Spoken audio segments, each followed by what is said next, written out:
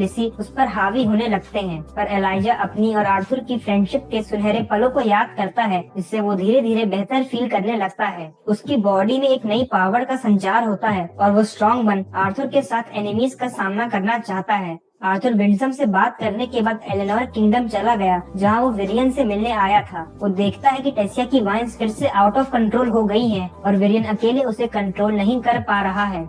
Arthur वेरियन के साथ मिलकर वाइन से फाइट कर आइस मैजिक से उन्हें डिस्ट्रॉय कर देता है। टेसिया ठीक है और वेरियन उन्हें कहीं ले जाना चाहता है, पर वो उन्हें उस जगह का नाम नहीं बताता। ट्रैवल कर वो एक जगह पर पहुंचते हैं जहां टेसिया के पेरेंट्स पहले से ही मौजूद हैं। वो सभी एल्डर रेनिया से मिलने आए थे, वही डिविएंट जिन्होंने आर्थर की उसके पेरेंट्स से बात करवाई थी जब वो एल्फ किंगडम में ट्रेनिंग के लिए रुका था। एल्डर रेनिया वहाँ आ चुकी है, पर अजीब बात ये है कि वो अब छुप कर रहने लगी थी। वो सभी को अपने घर ले जाती है, जो असल में एक सीक्रेट हाइडआउट था। किसी को भी नहीं पता था कि रेनिया अचानक से आइसोलेशन में क्यों रहने लगी थी। वो सभी उसके घर में हैं, जहाँ रेनिया उन्हें चाय सर्व करती है, जिसे पीकर सभी बेहोश हो जाते हैं। रेनिया आर्थर से अकेले में बात करना चाहती थी। रेनिया आर्थर को बताती है कि डिविएंट मैजिक का एक एडवांस्ड फॉर्म डिवाइनर होता है और रेनिया एक डिवाइनर है। रेनिया कहती है कि डिविएंट स्पेशल मैजिशियंस होते हैं, उनकी एबिलिटीज यूनिक होती हैं और वो किसी एक एलिमेंट को कंट्रोल नहीं कर सकते। जैसे आर्थर की मॉम के पास हीलिंग एबिलिटीज हैं, पर डिवाइनर्स डिविएंट से अलग होते हैं क्योंकि उनमें फ्यूचर देखने की स्पेशल एबिलिटीज होती हैं। रेनिया की असली पावर यही है कि वो फ्यूचर देख सकती है, और ऐसा करने से उसका लाइफ स्पैन कम हो जाता है। वो बताती है कि वेरियन की वाइफ और उसकी बड़ी बहन लेनिया उससे भी ज्यादा पावरफुल डिवाइनर थी। उसकी वेरियन से शादी होने के बाद उसे वेरियन की असैसिनेशन का फ्यूचर दिखने लगा, क्योंकि एल्व्स और ह्यूमंस के बीच वॉर होने वाली थी और उस समय का सैपिन किंग वेरियन को मारना चाहता था। लेनिया फ्यूचर को चेंज करने की कोशिश करती रहती, पर हर बार वेरियन की एक अलग रीजन से डेथ होते देखती। कई प्रयासों के बाद वो फ्यूचर चेंज कर पाई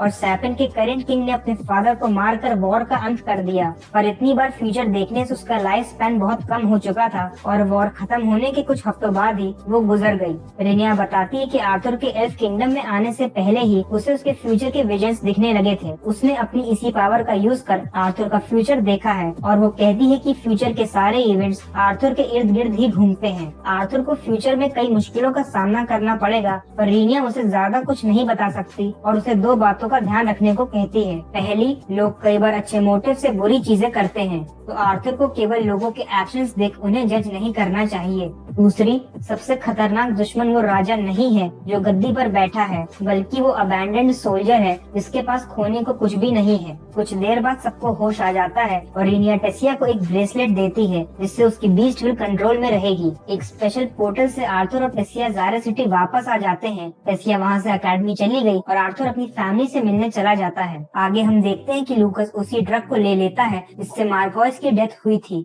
सबको लगा कि लूकस भी मरने वाला है और वो उसका मजाक उड़ाने लगते हैं, पर लूकस सरवाइव कर बहुत पावरफुल बन जाता है और अपने सभी फ्रेंड्स को मार देता है। मास्क मैन भी बीस्ट के साथ अकेडमी पर अटैक करने को तैयार है। अकेडमी पर अटैक हो चुका है और इस अटैक को लूकस लीड कर रहा है। डिसिप्लिन कमेटी के मेंबर्स लूकस का सामना करने की कोशिश करते हैं और उसकी नई पावर्स के सामने कोई भी टिक नहीं पा रहा था। तभी लूकस को मैसेज आता है कि उसका टारगेट अकेडमी आ चुका है और वो अपने मेन मिशन को पूरा करने चला जाता है। अकेडमी के चारों तरफ एक पावरफुल बैरियर है जिससे कोई भी अंदर एंटर नहीं कर सकता था और बीस्ट के अटैक से स्टूडेंट्स को बचाना नामुमकिन था। टेसिया अकेडमी आ चुकी है और लूकस उसी का इंतजार कर रहा था। लूकस और टेसिया फाइट करने लगे और टेसिया उस पर प्लांट मैजिक से अटैक करती है, पर पावरफुल लूकस के सामने उसके सभी अटैक्स विफल हो रहे थे। टेसिया लूकस से हार जाती है और लूकस उसे बुरी तरह मारकर घसीटते हुए अकेडमी में ले जाता है। अकेडमी में मास्क मैन की आर्मी ने कोहराम मचा रखा था। कई प्रोफेसर भी इसी आर्मी के मेंबर्स हैं। जिस प्रोफेसर ने चार्ल्स की हेल्प की थी वो भी इसी आर्मी का मेंबर है। तभी वहाँ मास्क मैन की एंट्री होती है जिसके हाथ में एक बैग है जिससे खून टपक रहा है। उसने स्टूडेंट्स को एक बैरियर में कैद कर लिया है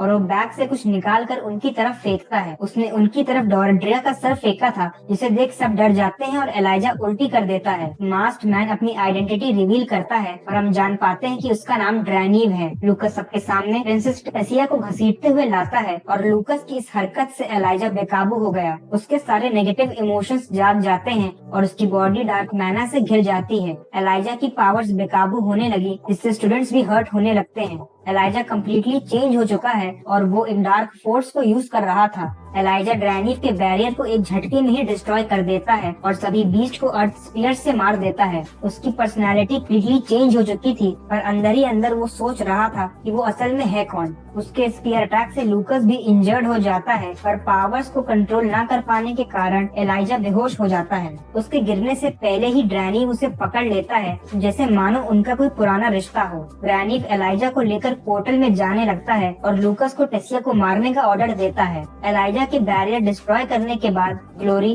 बाकी प्रोफेसर्स और डिसिप्लिन कमेटी के मेंबर्स भी फाइट को ज्वाइन कर लेते हैं, पर तभी मेटल वायर्स क्लेयर को पकड़ लेते हैं। हम देखते हैं कि काय भी ड्रैनिव की आर्मी का मेंबर है और उसकी वजह से ही अकेडमी पर अटैक पॉसिबल